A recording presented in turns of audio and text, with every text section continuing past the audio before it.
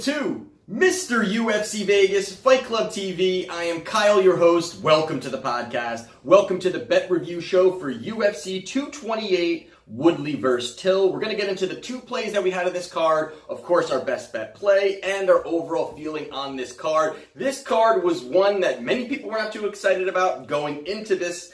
And boy, the actual MMA fans who did purchase this were rewarded. It was a fantastic card. It was really top to bottom, prelims to the main, undercards, to the main card, to the main event. Really, I think it really all together, sweepingly across, was a phenomenal card. And again, for those true MMA fans who watched the entire thing, like myself, it was a phenomenal card. So we will get into all of that. But do not forget to subscribe, like, head kick the bell icon, get involved with Fight Club TV. It's a growing UFC gambling channel all in one spot. And as I always say, after every video, I will continue the conversation down below. So when I am done here, make sure you comment. Tell me about the bets you had, the bets you won, bets you lost, your overall feeling on the card, and overall on some of the topics I'm going to go over now. Let me know down below. We will continue the conversation there. So, wow, this was it was an interesting card. Going from the co-main event, you've got Andrade throws a monster bomb and lays out Carolina, which was just, she's surging into an opportunity now for some big opportunities for some fights there, possibly a title fight for her. And then you've got, what happened with Nico Montoya and the whole situation there. And, for me, before we dive into the two bets we had, for me, that whole situation, and it definitely let me know what you guys think. The fact that she did not make weight and was rushed to the hospital, of course, is nothing that you want to take lightly. I think that's something that we cannot overlook as just, MMA fans, and as the UFC cannot overlook that, there's definitely a lot that goes into making weight. But the opposite side of that is when somebody continually has issues making weight or just is either backing out of a fight, whatever it may be, but multiple times there's always something that's going to frustrate the UFC. And, now, of course, before it, Valentina Shevchenko multiple times for a month prior to this fight was saying, I don't think she's going to be in the cage. I don't think that this fight's going to happen. I don't think this fight's going to, she had, honestly, repeatedly kept saying that she did not believe this fight was going to happen, and people asking her why, and she says, I think she's too scared, she's just going to come up with a reason to not make it. Then she does, then the night, even the day before the weigh-in, she was asked, Valentina Shevchenko was asked, and they had said, we're this far, don't you think she's going to make it at this point? And she said, I will not believe that this fight's taking place until we're both in the cage and the cage is locked. So she really just believed something, whether she knew something, whether there was banter behind the scenes that nobody knows what was going on or whatever it may be. Definitely she was sent to the hospital and there was a lot of issues going on they were talking about. But I want to know what you guys think, because my opinion on what, she was stripped of the title. And what do you guys think? Was that the right move or was that the wrong move? She's a champion. She earned it. Of course, she won it through the Ultimate Fighter. And they're trying to get this belt in circulation. And that's really the entire reason behind this, behind the UFC doing the Ultimate Fighter for this title. And she still continually does not step into the cage, have the fight. Very, very odd. But I agree. I think, honestly, in a quick tidbit before we get into the bets, I agree that should happen. I agree that at this point, Valentina Shevchenko multiple times has been trying to get into title fights, and of course you can't just lay it on Valentina Shevchenko, but Nico Montoya, she again doesn't make weight or again backs out of a fight. They need to get this belt in circulation. I'm sure that they can get Nico back into the title picture, but they need two other women, whether it's Valentina and Joanna, which is a little bit of rumblings going on with those two actually having opportunity for that title. But then you get Nico back into the mix after that. But you got to get this title back into circulation. You got to let her say, listen, figure out your life, figure out what's going on, figure out if you want to be a UFC fighter, figure out if it's a weight situation, whatever it may be, but we got to keep this title going. It's a company, it's a multi-billion-dollar company. They have to keep moving forward. So let me know what you guys think on that. Thought that was a little bit weird, but that's the way it all went down. So before we get into the best bet, we will now talk about the first bet that we had, which was a half a unit on Jimmy Rivera to defeat John Dodson. And this fight here, it was not a barn burner of a fight, I should say. They really came out here, and the first round, very close. Definitely a close, they were both exchanging. I would give it a little bit more to Jimmy Rivera. But the thing that threw out this fight, which I thought was very weird, I thought these guys would really go in and really, look for the takedowns. A lot of toe-to-toe striking. The way that John Dodson, he's got, fantastically quick hands. You've got Jimmy Rivera, who's got some power, likes to stand and trade. I mean, he's the kind of guy that likes to stand and throw big hooks toe-to-toe. And they stand there, and constantly throughout the 3 rounds, Dodson is backpedaling. The entire fight, he was backpedaling. It even looked confusing to Jimmy Rivera to say, he put his hands up a couple times and said, what's going on here? You're not even looking to exchange. What's happening here? So he was a little taken back by that. I could tell a couple times he was trying to stand toe-to-toe. You could tell he got really, he was getting a little more aggressive than I would like him to get, because then I was saying, wait a minute, this may fall right into Dodson's favor, what he wants Jimmy Rivera to get. Maybe a little frustrated. But even to the 3rd round, I would say it was 2-0 going into the 3rd round, and Dodson's not looking to really go in and just expose himself for the knockout, for him to lay a knockout, or for himself to get knocked out. And even you had Joe Rogan and them saying the same thing too, saying, he's got to at least start to look to exchange heavy, because otherwise he's going to lose this fight. So it was a very boring fight, I have to say. But again, it does not matter if it's boring, fun, or it ends in 10 seconds. As long as it cashes, we're happy with that. So we got that victory there. We had a half a unit on Jimmy Rivera defeating John Dodson. So now moving into the main event and the best bet play. The best bet play was between Woodley versus Till. We bet 2 units on Tyron Woodley to defeat Darren Till. And this fight here, and a lot happened prior to this fight, as in just the narrative that was going on here. And really, before we break down what happened, a lot of people before this fight was talking about Till's size. Till's way too big for Woodley. Till's is way too aggressive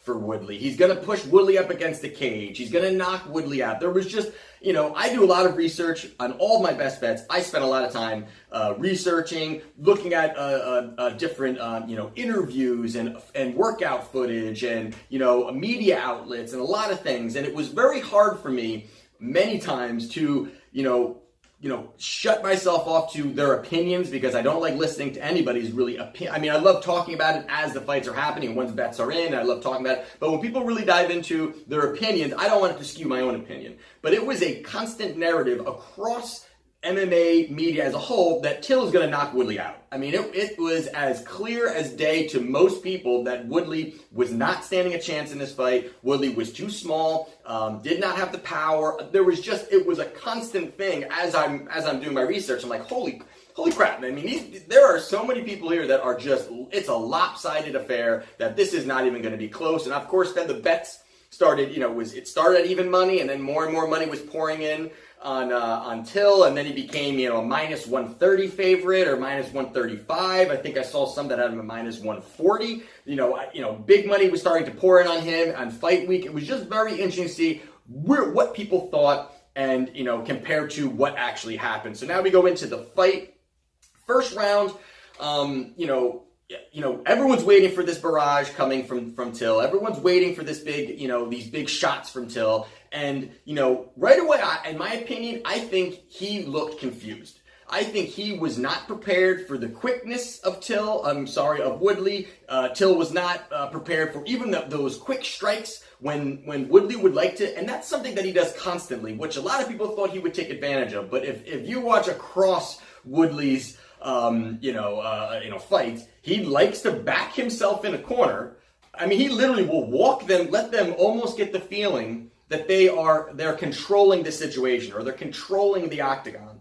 And he will let himself get into that corner against the cage, and then he literally lunges. So it's something that Till looked like he was aware of, because there was points where he kind of was looking to throw that uppercut, or he was and Woodley was just too fast off the gun. There was not a mass amount of exchanges going on in that first round, but there was a lot more coming from Woodley. I mean, Till threw 4 punches in the first round. Threw 4 punches. So for a guy that, a lot of the aggressive style, his height, his size, all these things, all these metrics that everybody's looking at, And at the end of the day, a lot of it's going to come from experience. And Woodley seemed so much more calmer. It didn't seem like the moment was big for him. It seemed like the moment was very big for Till, that he did not want to get knocked out. He was very conservative, very cautious. And I get it. It's a 5-round fight. He wants to conserve some energy. He wants to, possibly thinking that, hey, Woodley's expecting a massive barrage coming for me in this first round. So I'm going to play it very cool, and hopefully maybe there's an adrenaline dump from Woodley. Maybe Woodley, will be looking for this big exchange in the first round, and it doesn't happen at all. Maybe that's what it was, maybe not. But to me, and the way I was looking at it, halfway through that first round, I'm saying he looks almost confused. He looks almost like this moment is too big for him. And Woodley definitely landed more. He was more aggressive, was able to do more, obviously. When you throw 4 punches, you're not going to win a round. So after that first round, to me, I think it really overall looked like the cage movement and what Woodley was doing in there. And however he was confusing it, maybe he was doing a lot of feints, which again, I think really, really confused Till and did not expect it to be as quick that I believe that he thought it would be when he was watching footage on Woodley. So then obviously into that, going into the corners of that first round, Till said, how'd I do? I feel like he felt comfortable. There was something like that he had said, and his corner's like, okay, and then they asked him to actually, try to pick it up a little bit, start to pick up a little bit. But right away, I mean, it was a move that, and I saw even, another media outlet discuss that, Conor McGregor has a lightning fast left. I mean, and the way he throws it and the way he disguises it, and he does not load up. He does not reach way far back for it. He literally, right from his actual stance, he can throw it hard. So that's the part where he can disguise it very, very, very well. And Woodley talked about this after the fight. He said, we were waiting for him to load up on that left, because that's what he does. He will kind of paw at his opponent with his jab and then lunge back and throw a heavy left. So he was looking for that. And literally going into that second round, maybe Woodley was prepared for it. He was prepared for it. But the way that he was able to land it, I thought was sensational. And, of course, it literally was that. You saw Till lead with that right. We kind of pawed the jab to try to almost disguise it. But he loaded up so far back. Woodley throws a beautiful hook right to Till's chin and drops him. I mean, when that happened, to be honest with you, I started yelling. There was a lot of profanity going around in the in Mr. UFC Vegas household, I'll tell you that. So a lot of excitement when he dropped him, but it was great to see he dropped him. To be honest, I was so pumped up that Woodley dropped him because nobody thought he could. I mean, there was really nobody thought that Till can take the shots, Till's going to be able to throw the big shots. No one talked about the fact that Woodley has power. He just hasn't had to display it, but he has power, and he's able to use it at any point, and the fact he's going to have to worry about the takedowns. And we didn't talk about that, actually. We kind of skipped over that in the first round. But that first round, the fact that, he really had him up against the cage those couple times, which I thought was very, very weird that, Dan Murgiata was able to, just say, all right, 20 seconds, boom, you break you. I thought that was very weird that he did it so quickly in that first round. But again, it made Till think about the takedowns, think about the clinch. It's something that he had not had to worry about really with Cerrone, really with Stephen Wonderboy Thompson, even with those other guys, those 4 other guys that, again, the statistic that we had, the 4 guys prior to those 2 fights with Cerrone and Thompson, their combined records are 2-5 after fighting Till. I think that is a telling sign of really his cage experience and who he's fought. So, of course, let's go back now to it. Now Woodley lands that big shot. Once he gets on top of him, I mean, he really just controlled Till. Till looked like he had no idea how to get up. And there was the one where he tried to sweep, which was a nice opportunity where Woodley starts, pounding him with those elbows. I mean, really just dropping bombs on his forehead, on his head, heavy shots to the face. He was able to get him. And of course, when Woodley went for the full mount, that was when Till tried to sweep over, which was, again, I think it was a great shot for him to try to get out of there, but it was almost a desperation, to be in my opinion. I think it was almost like, I have nothing else to do. He got to the side control. Once he had gotten to that side control, Till was on his side.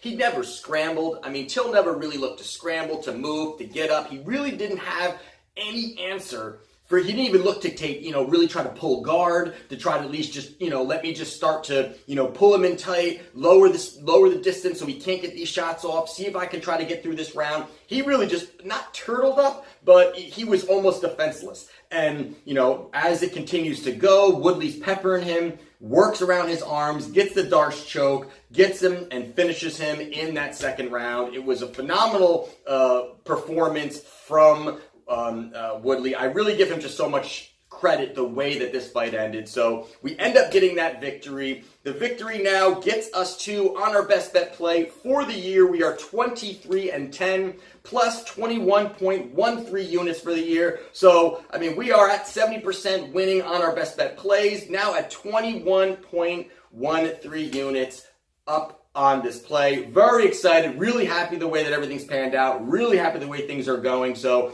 wanted to get this video out to you guys. Normally I like to do these either Sunday or Monday, so I want to get out the best bet play and our bet review show overall in general. So we're going to see what happens now. Let me know what you guys think, because now Woodley is talking about possibly opportunities of fighting George St. Pierre. I don't think that's going to be happening. The other one is maybe Usman, which I still think Usman maybe fight somebody else before he fights one of those guys, because I really believe it's going to be Covington is going to be fighting Tyron Woodley at UFC 230. That actually is going to be the event that I am planning on attending, so I truly hope that fight happens. I would love to be able to go to that fight. That card is already stacked, so getting that fight as the main event would be phenomenal.